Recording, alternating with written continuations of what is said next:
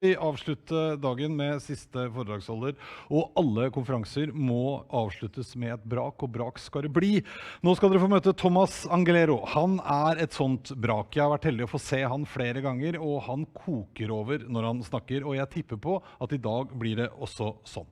Thomas er opptatt av innovasjon, av tenke nytt, av teknologi, kunstig intelligens, mange spennende ting, men han er kanskje aller mest opptatt av at du må kline til og gjøre det du tro på. Gi beng i hva andre måtte mene. Og nå er det også sånn at det er en liten konkurranse gående, for dere kan stille spørsmål i chatten på Zoom. Jeg har til og med skrevet Zoom med 3 ord, for å være helt sikker på at det var Zoom vi mente. Og det beste spørsmålet her, det vinner altså et par AirPods Pro, så her er det lurt å være god på spørsmålsstillinga. Så Thomas, han sier F... janteloven. Vær så god, Thomas Anglero. I like the way you avoided using that F word. Fantastic. Listen, you guys have been held on the whole night to this last presentation, and they asked me to come back and lift your spirits and really make you understand how amazing this time is for you. So hold on and let's do it. This is all about you. Right now is all about you. Look at this time of COVID. We've all been locked up. Nothing has happened. Everybody's isolated. The richest people in the world, nothing. They're stuck at home. Businesses are closing. Everything's collapsing. If they knew what they were doing, would this world be the way it is? All their ideas have failed. It's your time. It is absolutely your time. They're afraid, they're intimidated, and this is the moment for you to stand up. This is the moment for you to go, the hell with Janteloven. I don't need to be like anybody else. I'm me. I'm going to stand up and rise. They don't know what's going on. All these businesses, I talk to CEOs every single day. They're going, my margins are being cut. I'm letting go of people. If they knew how to solve this problem, they would. So it's your moment. So let me give you 5 pieces of advice. 5 pieces of advice. Follow these 5 to help you to lift yourself up. I understand in Norway, you're not supposed to be, jeg må bli flink pike, jeg blir en bra gutt. Okay, great. Good. But is that going to make you stand up above the rest? Here's 5 pieces of advice. Number 1, say yes to everything. Everything. Somebody says, hey, listen, there's something special about you. I want to put you on this project. Say yes. Somebody comes up to you and offers you something. Say yes. You guys are in college, you're 20-something years old, you're full of insecurity. The older you get, you get old like me. We got tons of insecurity. The only difference is we just go like this to hide our insecurity, but life is about insecurity. Listen, it's okay to be insecure. You have to say yes. Why do you have to say yes? Look at the other option. When you say no, listen, I'd like to give you an opportunity. Would you like to be on this project? No. What happens after the word no? Nothing. There's no next after no. The person comes and says, listen, would you like to go away with me away on the weekend? Yes. Would you like to join this project? Yes. You're scared, you're intimidated. I don't know. I'm going to go away with him or her for the weekend. What's going to happen? I don't know. But there's something else. I'm going to join this project. I'm not competent. I don't think I'm smart enough. But there's more. There's options. There's possibilities. You have to say yes. I get it. You're insecure. I get it. You have self-doubt. We all do. But you have to say yes. The past is full of no's. The future is full of yes. Say yes. Open up every single door. You say no, this is what happens. That's not you.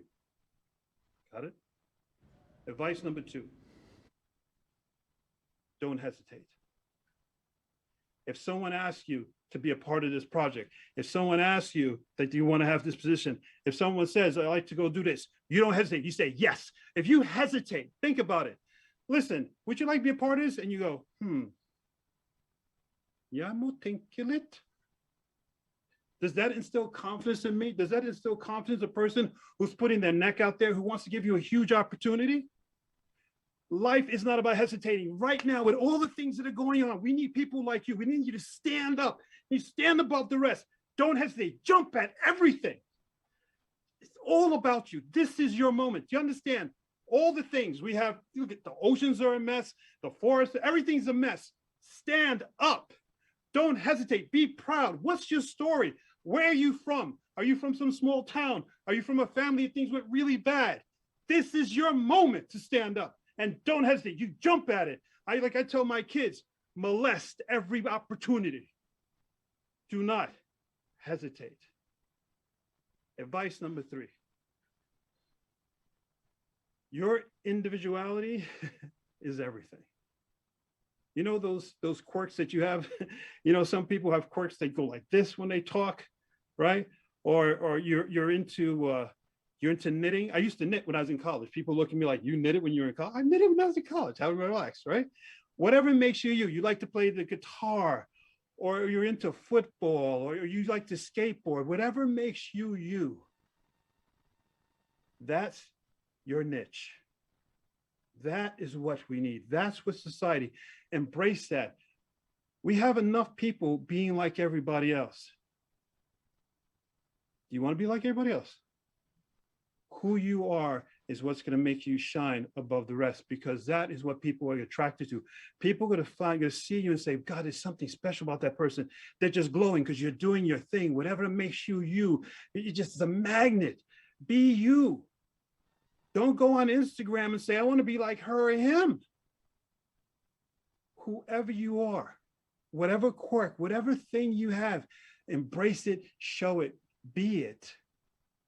And it's just the most magnanimous thing. In Norway, it's easy. Just be you, all right? Next one, number 4. This is really important. The law of plenty. I love this. How many times, here, let's play with this. How many of you guys bought Bitcoin 2-3 years ago? Raise your hand. Probably none of you. Right? Okay. Yeah. Lying dogs. Okay. If you'd have bought Bitcoin, if you'd have bought Bitcoin 2 years ago, what are you doing on this show? You would probably be in Bora Bora, right? Having a good time on a yacht. Listen, just because you miss out on opportunities, just because you're like, oh, I should invest in that stock. Oh, I should have did this. Oh, I should have did that. Don't have that mindset. Let me tell you some huge advice. There are so many more opportunities coming. It's called the law of plenty. There is so much more. Do not spend time on regret and go, oh, I should have did, I should have did that. Oh. That is so negative. You got to flip it, literally flip it and go, there's so much more coming. Seriously, it's like a drug having this thing, because you don't miss anything. It's like, what's next? Having that mindset of what's next? Who else am I going to talk to? What other teachers going to talk to me? What an opportunity. You saw all these amazing startups, all these people there. They are at the mindset, what's next? What's next? What's next? Versus, oh man, oh, leave it behind.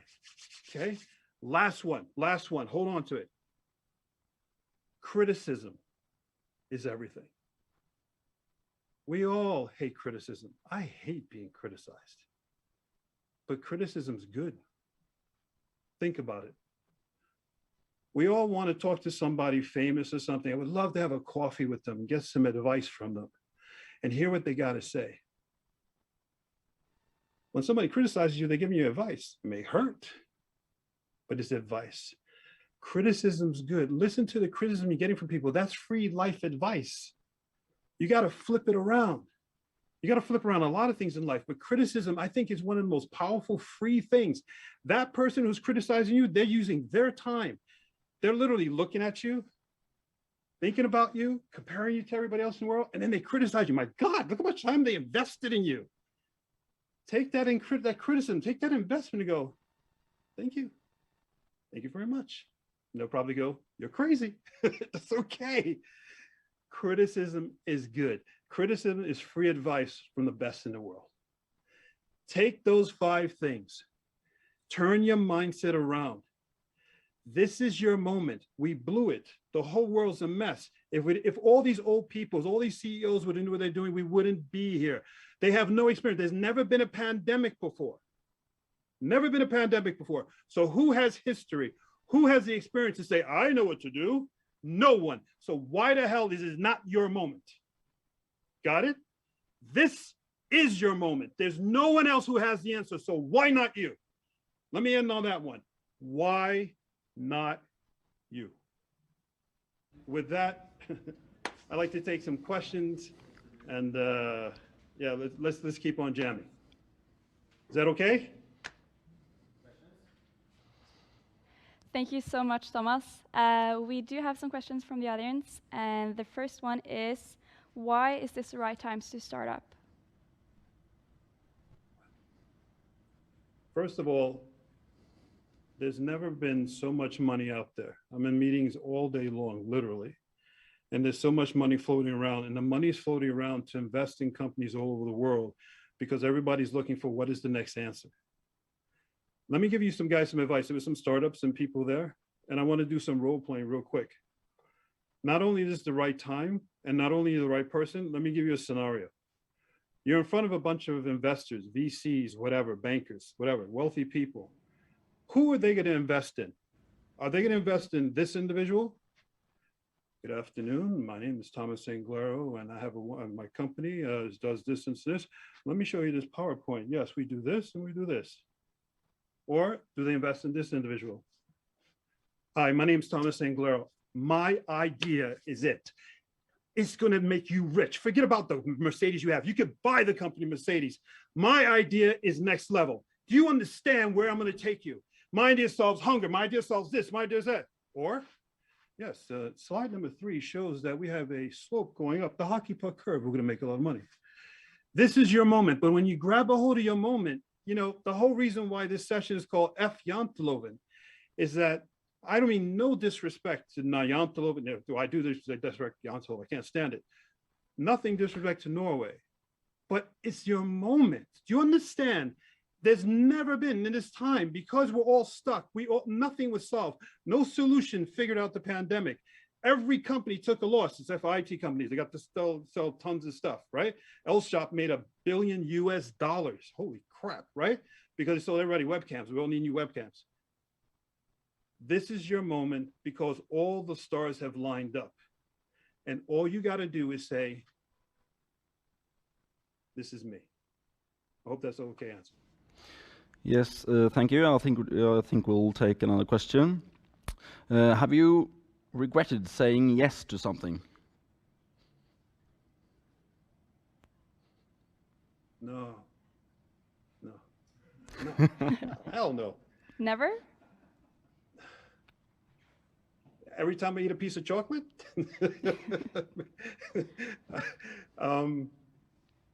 Listen, no, because look, I said, when you say yes, the next thing that happens with yes is I'm going to make a left, I'm going to make a right, I'm going to go up, I'm going to go down. Yes opens up everything. You don't, why would you live with that point of view? Even the question, the reason why I paused on that question is that means that you're hesitating. You're going, I'm not going to do this because if I say yes, this may happen and that may happen. Okay, say no. Nothing is going to happen. So I don't even understand the question. So you're actually saying, the question really saying is nothing versus endless possibilities, right? Regret? No, I don't regret taking a chance. I don't regret a damn thing. Say yes, say yes. And if it's not the right decision, you tell the person, you know what? I went for it. This ain't working out. Let me give you an example. Perfect. Be very concrete. I got a scholarship to play college basketball out of high school. I grew up in the US, New York, blah, blah, blah. I said yes to that scholarship. I went to the school and I dropped out right in the middle of the first or second semester, right in the middle. I'm a college dropout, okay? Why did I drop out? Because all of the Black people in the lunchroom sat at one table and the rest of the school was white, and the other two did not ever communicate. They made fun of each other. I came into the lunchroom one day, I looked and all my Black friends said, Thomas, come sit over here, don't sit with the white people. And all my white friends, hey, come over here, Thomas, don't sit with the Black people. I took my lunch tray, I put it back, and I took the next Greyhound bus back to New York City, back home. That wasn't a regret, that was a life lesson I had to have. Everything's a life lesson. I said yes to that opportunity. That did not turn out the way. Ended up being a college dropout, went back up an engineering degree, blah, blah, blah, blah, blah. But it was a life lesson. It's okay. I took the chance. What am I going to say? No to a college scholarship and not play basketball and not do something amazing? Of course you say yes. No regret. No, not at all. Thanks. Okay, so next question here is, do you remember a specific experience of where you wish that you have done something differently. If you were to do it over, what would you change? Oh my God, these people putting me on my spot my entire life. I would have done something completely differently. Oh man, damn. Should I go completely real? That would be great. Of course. Yeah. This is advice for all the guys out there, I guess. You know, I was dating my wife, and being a normal young guy with a lot of muscle, at least back then or whatever, I was seeing a lot of women at the same time. That's a regret I have. I think when you truly love someone, love them. Really, really love them. In life, it's too short to be stupid. Love the people you love. When you're in front of someone and they mean the world to you, tell them. Embrace them. I think love is truly the most powerful thing. You can't be wasted. And that moment that you have that feeling, you know, your toes are curling up and your stomach's rumbling, your fingers are cold, go all in. I was stupid. Being real, that's a real answer. Thank you. We'll take another one. He goes, thank you, to that type of answer. That's what you say. Real cool. All right, go ahead. Well said. How do you criticize those you work with? Oh, how do I criticize the people I work with? That's really simple. I hear something really stupid. What an idiot. Listen, I think you could do better. That's the answer. Criticism, you know, and in reality, you should never criticize anybody. Bottom line, right? You could think people are stupid. People give a stupid answer or whatever. But then you look at it from that perspective, that's the best they can do in that moment. They're doing their best. And then you sort of help them along the way. So the short answer is don't criticize anybody. Eliminate that from your personality. It's not good. Everybody's truly trying their best.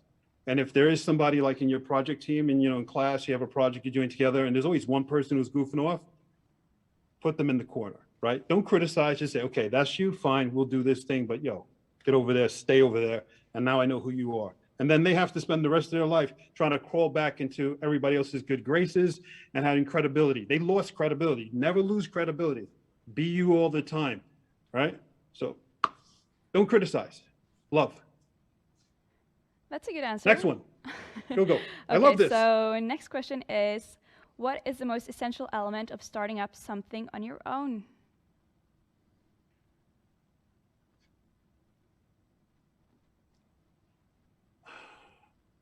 Be all in. When I had a startup, my last startup I launched 2-3 startups, and I had a rule for myself, and that was that I wouldn't eat my first meal in a day until I did something innovative, something that nobody had ever done before. And there was a lot of days it went to 3-4 o'clock in the afternoon before I had my first meal of the day. My advice to do a startup is you have to go absolutely all in. It's not something, oh, det är så hyggligt att bli en bedrift. It's not hyggligt. Your startup is the birth of your baby, your dream. You're giving birth to your idea that no one else understands. No one else is going to believe you. You're the first person to have this wonderful idea, and now you got to convince the world. This is not fun. You have got to be completely, utterly fascinated, obsessed with your idea. If you're going to do a startup, if you're in a startup and you're not at that state of mind, this is fun, oh, we're going to make a lot of money, you're done. You're completely done. At least the old statistic in the US was between 5 to 7, you have to have failed 5 to 7 startups before you make any money. It's not about the money. You do a startup because you cannot breathe until you bring your idea to life. This thing has got to be born. Ask my wife. I keep talking about it. Poor woman's going to kill me when she sees me. Ask my wife. I had wonderful jobs, high-paying jobs. Wake up at 4:30 in the morning. I nudge her, and then she goes, "No, Thomas, ufama." She's Norwegian, so she's always talking Norwegian to me. And she goes, "No, 9, 9, 9, 9, ikke igjen." I quit the job because I had to give birth to this idea. Go all in. I mean, seriously. And then that idea has a chance. And then that baby has a chance to have a wonderful life. It's not fun, but it's worth it. How much have luck to do with success? How much is luck? Okay, so look, luck has to do a lot of things, right? But in my world, what I think it comes down to is, it's not luck that I kept on trying. So it's really a math equation, right? You keep on trying, you keep on saying yes. And as you say yes to this and yes to that and yes to that, things begin to happen. Is that luck or is that persistence, right? So a lot of people say, oh, you got to get lucky. Elon Musk got lucky. What? Let me tell you the Elon Musk story that nobody really tells. I keep it really short.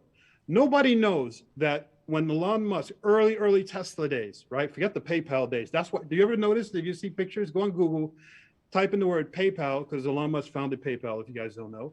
Type in Elon Musk PayPal and look at the images and pictures. He's almost bald. He went bald. He stressed out so much when he launched PayPal. When he did Tesla, the early days, like 1 year into him owning Tesla and everything, it was 11:30. At midnight, Tesla was bankrupt, totally gone. At 11:30, he had called everybody. There was no more. There was no one else to call. And he's looking at the clock. He's got 30 minutes until he's gone. He took all his money from PayPal, put it all into Tesla. There was no possibility, no nothing. It's 1:45. Elon Musk, 11:45 midnight. His whole life is gone. What is Elon Musk doing at 1:45 midnight at this time? The true story is, and this is from Elon Musk, he was left hand was on the sofa. He was on his knees, throwing up on his carpet in front of his sofa. Everything he gave, he put everything into it. All his money, all his time, all his dream. 5 minutes to midnight, the phone rang, he said. And it was an investor who just said, you got your money. 5 minutes to midnight. We were 5 minutes from never seeing Tesla, for seeing the electrical revolution, for seeing the whole, everything that has come from it, from Elon, from Tesla, from the innovation. 5 minutes. But it took him his entire life. It took his commitment, it took his money, it took his love, it took his passion.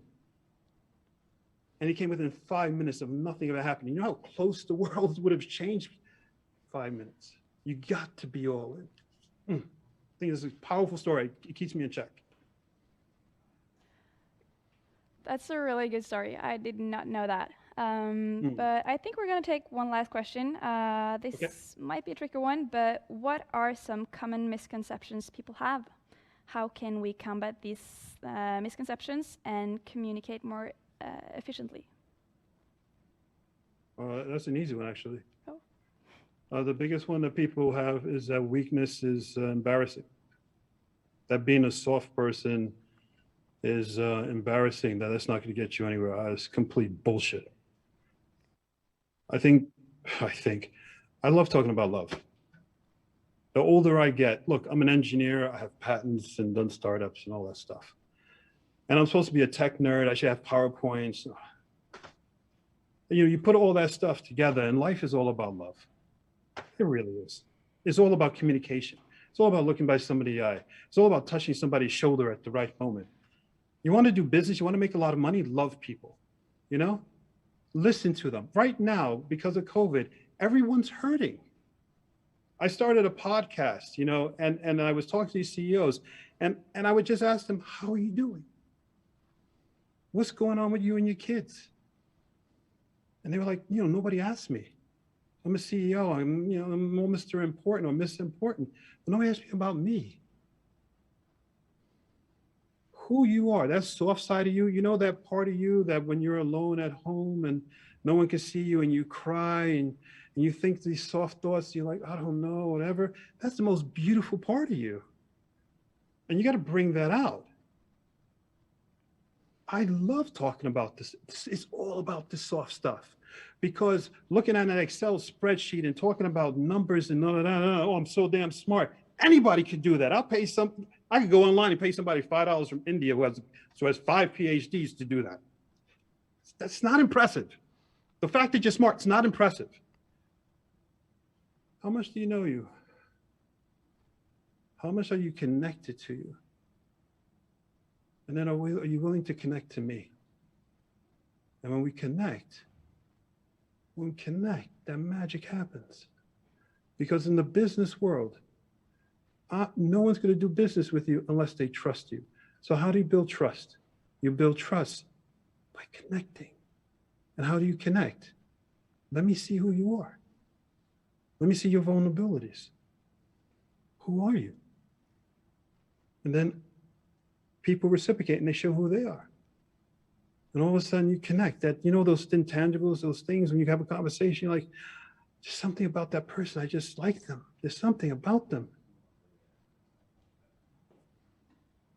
The world is yours. That is the most important part of you. Embrace it. Look at the past. Look at the whole pre-COVID thing. Man, you know, everybody's like, I got this and all of them. Look what happened. Today, whether you're white, black, green, rich, poor, Jewish, Protestant, Catholic, we're all the same place. And what does the world need right now? En stor klem. Ikke sant? We all need a hug. So the answer to your question is, that soft, beautiful side of you is what's going to make the difference for you. That's as real I could get. I think everybody here could need a hug as well. Thank you so much, Thomas. Thank you. Thank you.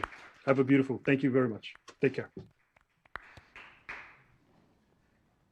Tusen hjertelig. Og takk skal du ha, Thomas. Jeg vet du skjønner norsk også, så jeg skal si det. Og takk til dere. Bra levert, altså.